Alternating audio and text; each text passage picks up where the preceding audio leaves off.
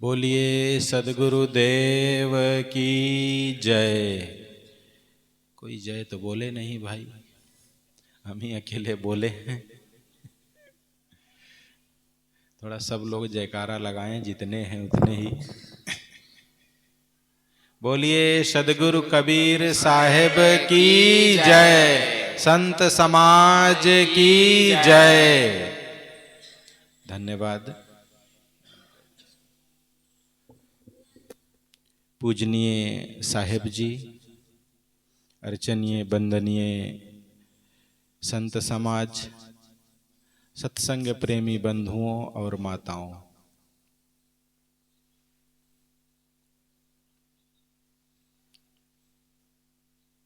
आज कार्यक्रम का दूसरा दिन और दूसरे दिन की ये पहली सभा बीजक पाठ से प्रारंभ हुई।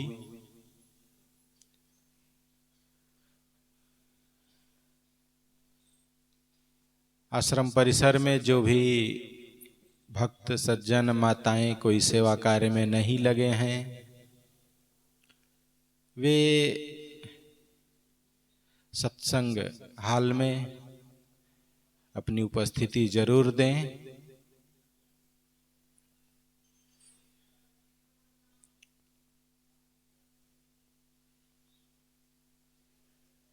गुरुवर कबीर के वाणी के आधार पर कुछ देर विचार प्रस्तुत है।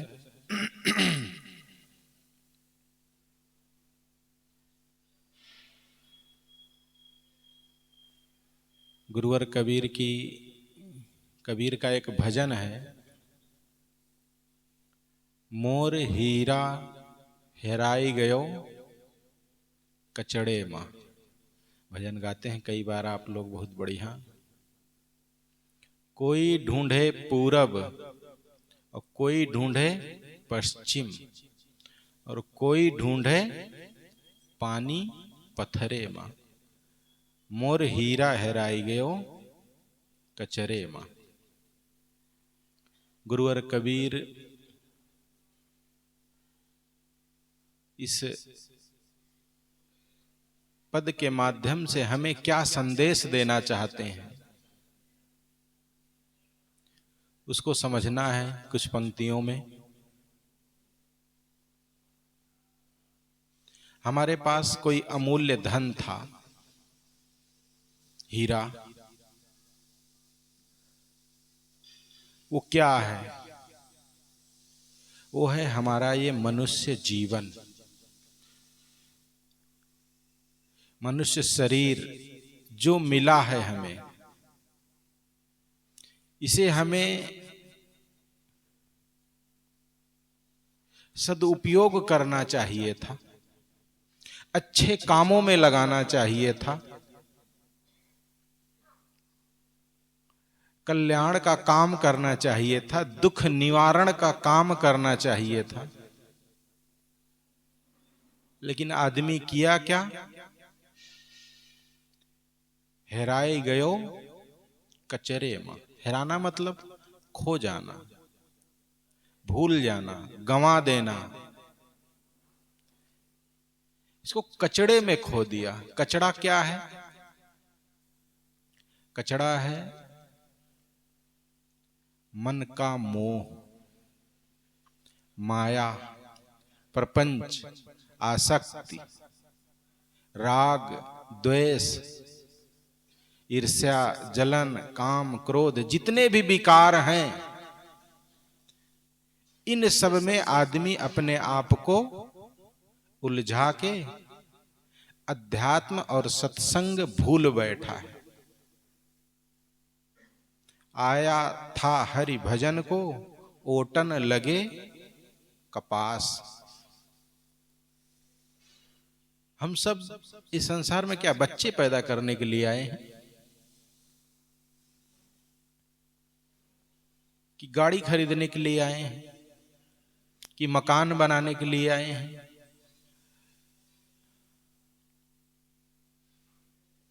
कि नौकरी करने के लिए केवल आए हैं?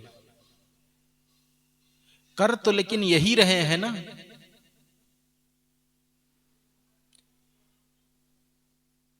मनुष्य का काम केवल इतना समझता है, हमारा काम केवल है कि हम अच्छा पैसा कमाएं और बच्चे पैदा करें, अच्छा घर बनवाएं, गाड़ी खरीदें, और अपने बच्चों को भी यही चीज सिखा दें कि वो भी पैसा कमाएं और वो भी अच्छा घर बनाएं और वो भी शादी करें और वो भी अपने बच्चे को यही चीज सिखा दें। यही तो होता आ रहा है ना। ये काम इतना सरल है कि एक नादान पशु, आपके घर में कहीं घोंसला बना के रहने वाला पक्षी, बाग में घूमने वाले जानवर बिना पढ़े लिखे कर लेते हैं इस काम को। वो भी बच्चा पैदा करते हैं, अपने बच्चे को पालते हैं, उन्हें योग्य बनाते हैं, हिंसकी जानवरों से बचाते हैं, चारा चुगना सिखाते हैं, खाना पीना सिखाते हैं, तैरना सिखाते हैं। सिखाते कि नहीं सिखाते? मतलब अपने घर और परिवार की परवरिश करते हैं वो भी। लेकिन वही काम हमें करने के लिए तो हमारी मिट्टी पलीद हो जाती है, हमारी हालत खराब हो जाती है। हमें 1-2 का 4 करना पड़ता है, भाई का हक मारना पड़ता है, मुकदमा लड़ना पड़ता है, कोर्ट कचहरी झूठ छल सब कुछ करना पड़ता है यही काम करने के लिए। बंधुओं, मनुष्य जीवन केवल यही करने के लिए नहीं मिला है। ये सब तो अन्य प्राणी कर ही रहे हैं। मनुष्य शरीर मिला है कि हम अपना कल्याण कर लें, अपने मन को हर तरफ से शांत कर लें, संयमित कर लें। जो हमारी आसक्ति है खास रूप से जहां जहां, वहां से वो आसक्ति मिटा दें। यही काम एक ऐसा है जिसे अन्य प्राणी नहीं कर सकते। कुत्ते को अगर समझाया जाए कि तू संयमित जीवन जियो, ब्रह्मचर्य पूर्वक रहो, तो संभव है? नहीं है। जबरदस्ती भले आप रोक लीजिए, लेकिन समय पाएगा, जब उसका समय आएगा तो वो काम करेगा ही वो। लेकिन मनुष्य एक ऐसा आदमी जो वो विचारों को समझ सकता है, विचारवान प्राणी है। वो अपने मन को रोक सकता है, गलत जगह जाने से रोक सकता है, मोड़ सकता है, समझ सकता है बातों को।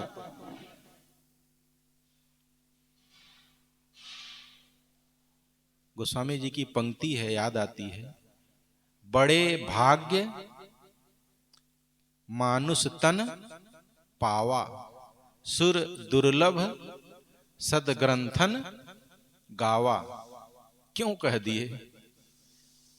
बच्चा पैदा करने के लिए बड़ा भाग्य कह दिए।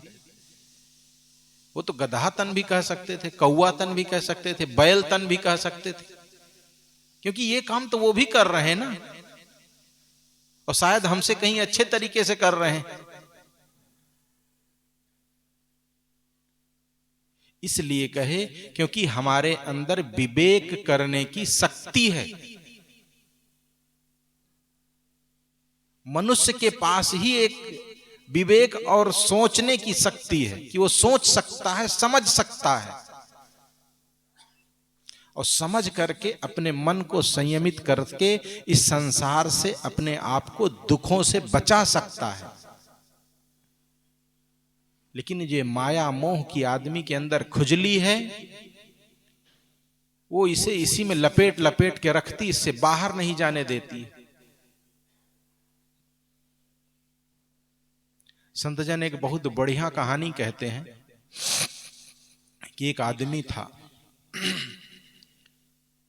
जो एक नगर में रहता था।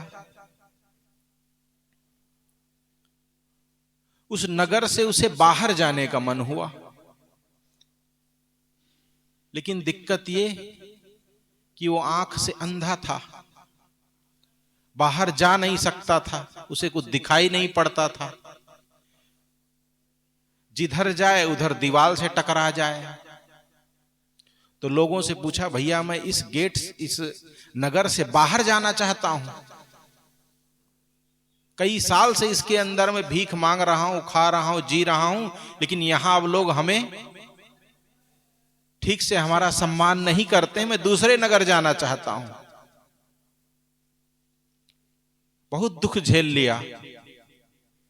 लोगों ने कहा, देखो इस नगर में एक ही गेट है और चारों तरफ दीवार है, और हमारे किसी के पास इतना समय नहीं कि तुमको टिका के गेट तक ले जाए। तुम्हें एक तरीका बता सकता हूं कि तुम किसी भी तरफ चल दो और जहां दीवार तुम्हें टकराए बस उसी दीवार को पकड़े पकड़े चलते रहना,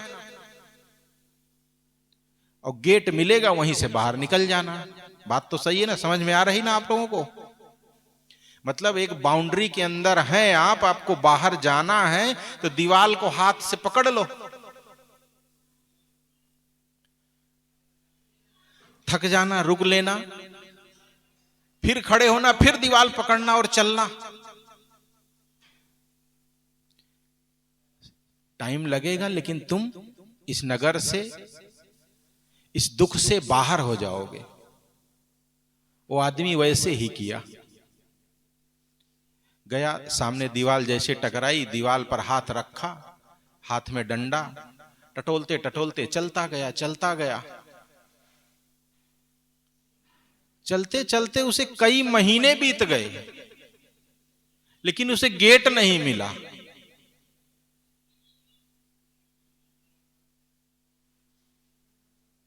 लोगों से पूछा, भैया कितनी बड़ी इस नगर की एरिया है? ये बहुत होगा, आधा किलोमीटर, 1 किलोमीटर। कहे, भाई मैं तो कई महीने से दीवार पकड़े पकड़े चल रहा हूं लेकिन कहीं गेट इसका मिला ही नहीं। नहीं, ऐसी बात नहीं, गेट तो है, आपको कैसे नहीं मिला है वे आपकी समस्या है।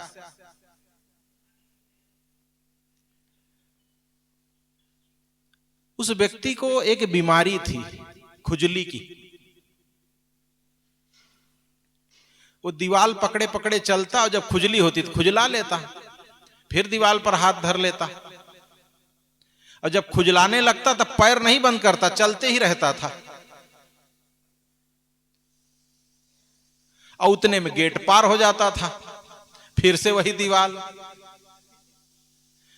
अब वो कभी बाहर निकल पाएगा? बात आप पूरी समझ रहे हैं ना? मतलब जब उसे खुजली होती तो खुजलाने लगता और चलते जाता, और जब फिर आगे देखता तो फिर दीवार। अब ऐसे इसे महीनों से घूम रहा है। बंधुओं, दुख उसकी बात का नहीं है, उसको तो शायद कभी गेट मिल भी जाए, लेकिन दुख इस बात का है कि हम लोग कई साल से घूम रहे हैं। हम कई साल से क्या, कई जन्मों से घूम रहे हैं, और हमारे पास भी एक खुजली है, माया और मोह की, संसार के प्रपंच की। इसको खुजलाने में लग जाते हैं, इसके समाधान में लग जाते हैं, इसको पूर्ण करने के लिए लग जाते हैं। 99 रुपये उसको 100 करने के चक्कर में लगे हैं। पूरी हो जाए तब भजन कर लूंगा। सत्संग में तो जाना था लेकिन ये काम ज्यादा जरूरी है, खुजली वाला। पहले खुजला लें फिर जाएंगे सत्संग में।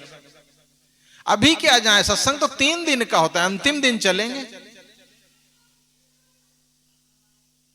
गेट मिलेगा कभी बाहर जाने का? इसीलिए गुरुवर कबीर साहब जी को क्या कहना पड़ा?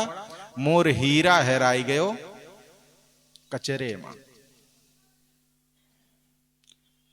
अब ये तो व्यवहारिक है। अब कुछ लोग इससे बाहर निकलते हैं तो क्या, कोई ढूंढे पूरब और कोई ढूंढे पश्चिम। ये 2 वाक्य ऐसा जिसमें पूरा संसार लपिट जाता है। पूरब कौन ढूंढता है? हिंदू लोग ढूंढते हैं ना, पूरब मुंह करके। अपना लक्ष्य, अपना सुख, अपना प्राप्तव्य वो पूरब को करके मुंह उपासना करते हैं। और कोई ढूंढे पश्चिम। पश्चिम में कौन ढूंढता है भाई? मुसलमान संप्रदाय देखो साहब बता रहे हैं, दो ही शब्द में कबीर साहब सबको लपेट लिए। हिंदू पूरब ढूंढ रहा है, मुस्लिम पश्चिम ढूंढ रहा है, और मिला किसी को नहीं। क्यों ढूंढ रहा है आखिर आदमी? अपने लाभ के लिए कि उनके लाभ के लिए? अपने लाभ के लिए, हमारे लाभ के लिए, कि वो मिल जाएगा, वो हम पर दया कर देगा, तो हमें जीवन जीने में आसानी हो जाएगी, थोड़ा हमें थोड़ी सहायता हो जाएगी। क्यों ऐसा मानते हैं? ग्रंथों में लिखा है अमुक अमुक को लाभ हुआ, अमुक अमुक को भगवान ने दर्शन दिया, पूजा किए तो, उनकी उपासना किए तो उनको फायदा हुआ। इसलिए आदमी भगवान को ढूंढता है, अल्लाह को ढूंढता है, खुदा को ढूंढता है और पुकारता है कि आप मेरी आवाज सुनो और जो हम मांग रहे हैं वो पूरा करो। पुकारता है, पूजा करता है कि भीख मांगता है, ये सोचने वाली बात है। ये खुद अपने आप से हम पूछें कि हम क्यों पूजा करते हैं, तो पता लग जाएगा कि हम भिखारी हैं कि पुजारी हैं। ये बहुत कटु शब्द है लेकिन सत्य है। हम भिखारी हैं कि पुजारी हैं, ये बहुत कड़वा शब्द है। पूजा करते हैं हम अपना पेट पालने के लिए, ना कि भगवान के लिए। अभी कुछ दिन पहले एक वीडियो आया था, आप लोगों के पास भी आया रहा होगा, कि इस मंदिर में आपको इस ब्रांड का घी और इस ब्रांड का तेल और ये सामान इस कंपनी का ही लाना है। सुने कि नहीं, नहीं पता मुझे, लेकिन ऐसा पुजारी वहां खड़े होकर के बोल रहे थे। भगवान को अगर चढ़ाना है तो यही यही लाइए आप। अगर हमें भगवान को चढ़ाना है, भगवान को हम कुछ देते हैं, तो बीच में पुजारी की क्या जरूरत? लेकिन कभी आप फटा नोट चढ़ा के देखिए, नकली नोट चढ़ा के देखिए, पुजारी का तेवर देखिएगा, फिर घुसने देगा अंदर आपको। आप कहिए कि हम भाई भगवान को चढ़ा रहे हैं, वो तो कुछ नहीं बोल रहे हैं, आप क्यों बोल रहे हैं? उनको तो कोई दिक्कत नहीं, हम चाहे फटा चढ़ाएं, चाहे पुराना चढ़ाएं, चाहे नकली चढ़ाएं, चाहे जो चढ़ाएं, लेकिन दिक्कत उनको है जिनका उनसे पेट पलता है। क्योंकि वो सब भी एक भिखारी है, और ऐसे वैसे नहीं, बड़े भिखारी है। सामान्य भिखारी तो हमसे 10, 5, 2 रुपया मांगते हैं, लेकिन जो मंदिर के अंदर जाके अर्चना करते हैं, हाथ जोड़ के खड़े होते हैं, जो इच्छाएं प्रकट करते हैं, वो 1, 2 रुपया, 10 रुपया की नहीं होती है, लाखों की होती हैं, लाखों की।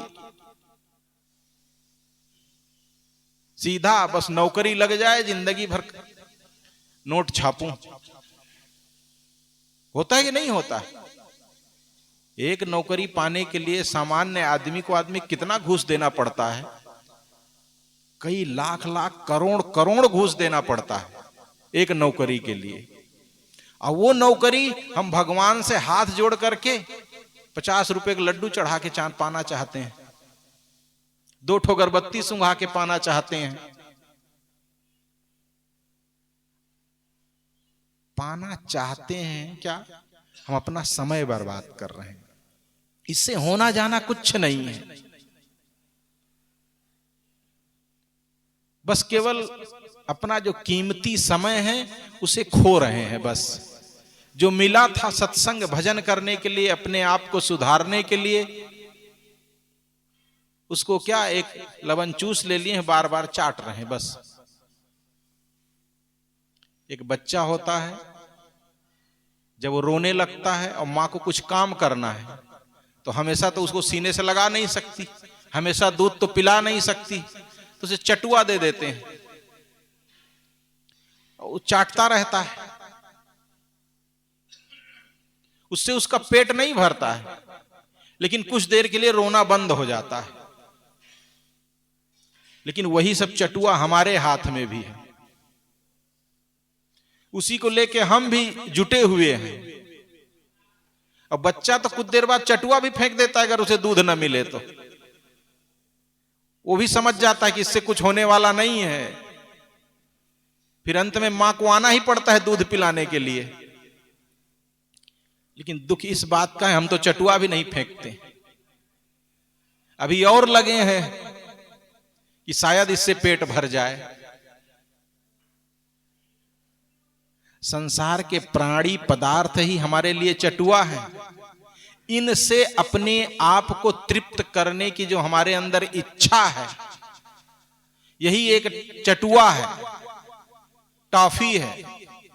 इससे कभी कोई तृप्त हुआ है? बड़े बड़े धनियों को देख लीजिए, मुकेश अंबानी, अनिल अंबानी, इतनी संपत्ति उनके पास है कि न जाने कितने पीढ़ियों बैठ के खा सकते हैं कि नहीं। लेकिन आपको पता है वो दोनों भी आपस में लड़ते हैं, लड़ते हैं कि नहीं लड़ते हैं? और ऐसा नहीं, बहुत कभी देखना नहीं चाहते एक दूसरे को, ऐसा हो जाता है कभी कभी। क्या चीज की कमी है उनके पास? कम धन है, कम पैसा है क्या? जब उनको नहीं पूरा पड़ रहा है उस चीज से, तो क्या हम अपने आप को पूरा कर लेंगे 2, 4, 10 लाख कमा करके? लेकिन लगे हैं। तिल झारी कबीरा लिया, तिलैठी झारे लोग। समझ में आया कुछ? तिल झारी कबीरा लिया और तिलैठी झारे लोग। एक किसान था, वो तिल बोया खेत में, तिल पक गया,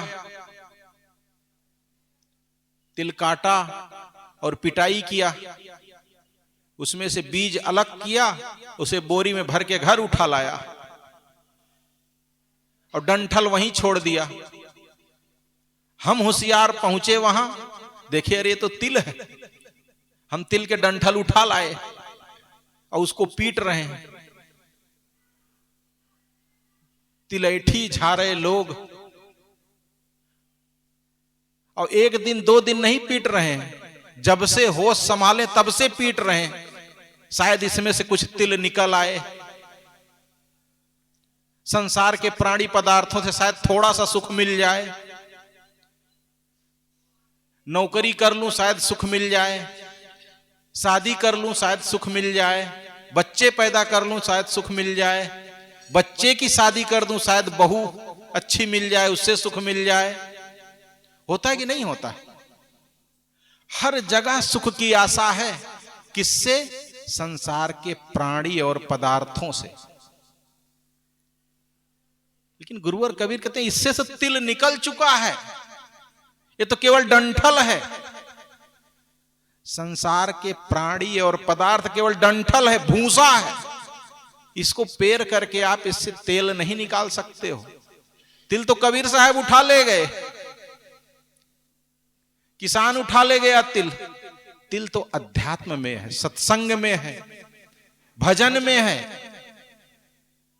उधर के लिए हमारे पास समय कहां है?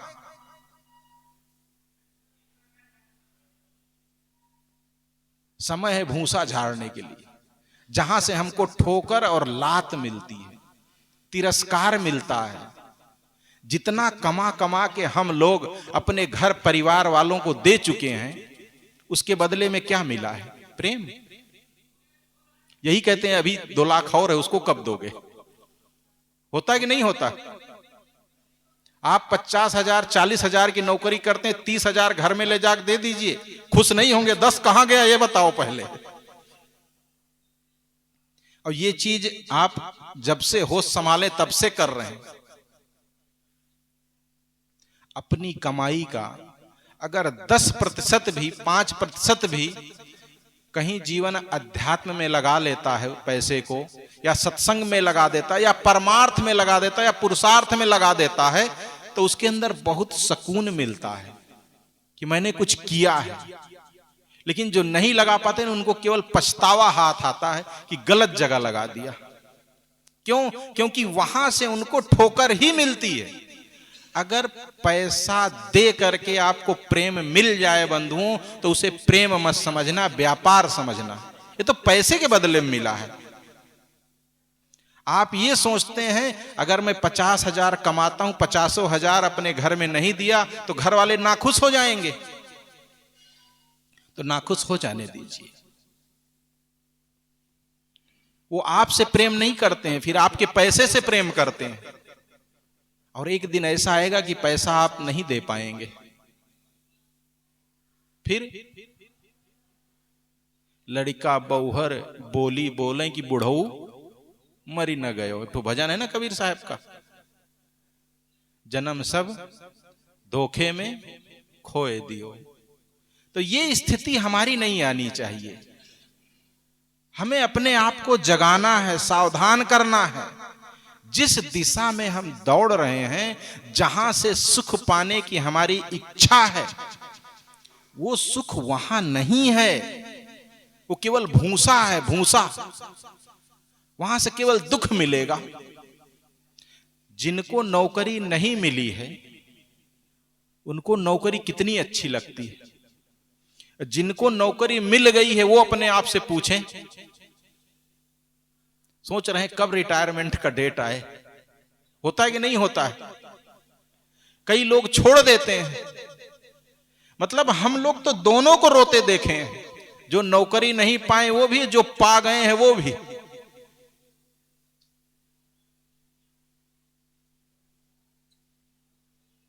जिनकी शादी नहीं हुई रहती कितना खुशी रहती, मेरी भी शादी होगी, ढोल बजेगा, घोड़े पर बैठाएंगे, हमारे मस्तक पर मुकुट होगा, हमारे पीछे सब चलेंगे, बारात जाएगी, दुल्हन लेकर आएंगे हमारे लिए। लेकिन जिनकी हो गई है उनसे पूछो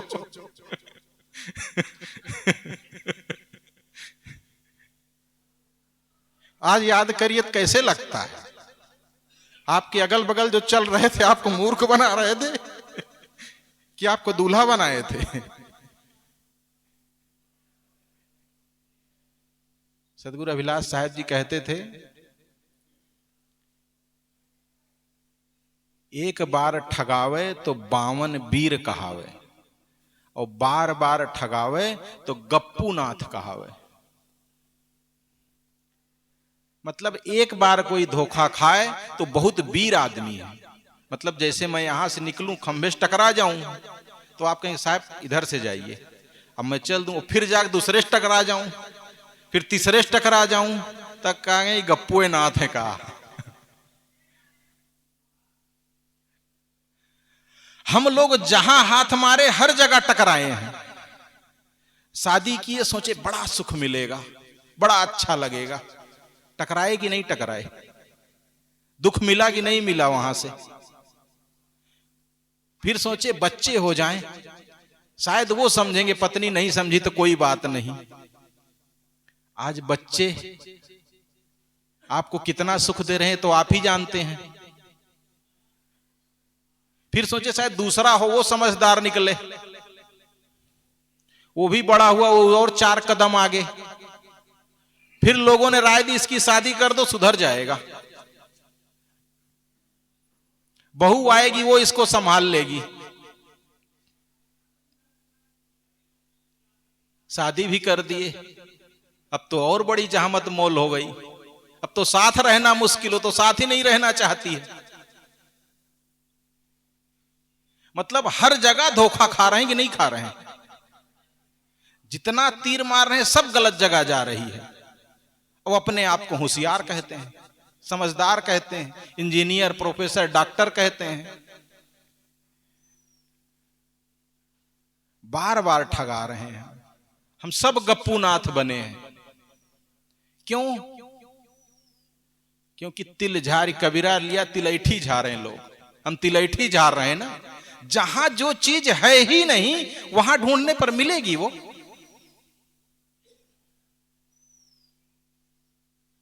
यहां से बड़ोदरा कितना दूर होगा? लगभग 200 150 किलोमीटर होगा। अब यहां से कोई चले 2-4 घंटा और फिर किसी से पूछे भैया बड़ोदरा कितना दूर है, तो लोग बताएं भैया 300 किलोमीटर दूर है। कहें यार चला था तो 150 था, अब ये 300 हो गया, क्या गड़बड़ हो गई। आप लोग सोचिए क्या गड़बड़ हो सकता है। गलत रोड पकड़ लिया, बहुत सही बताए, दिशा गलत हो गई। हम सबको पहुंचना है सुख के धाम, सुख चाहिए हम सबको, और उसी को लेकर के सारा काम करने के लिए चले हैं संसार में। लेकिन जो सुख आज से 10 साल पहले था, क्या वो आज है? नहीं है, वो और खत्म हो गया, दुख और बढ़ गया। इसमें कोई कहेगा कि दिशा गलत होगी? सुख अध्यात्म में है, सत्संग में है।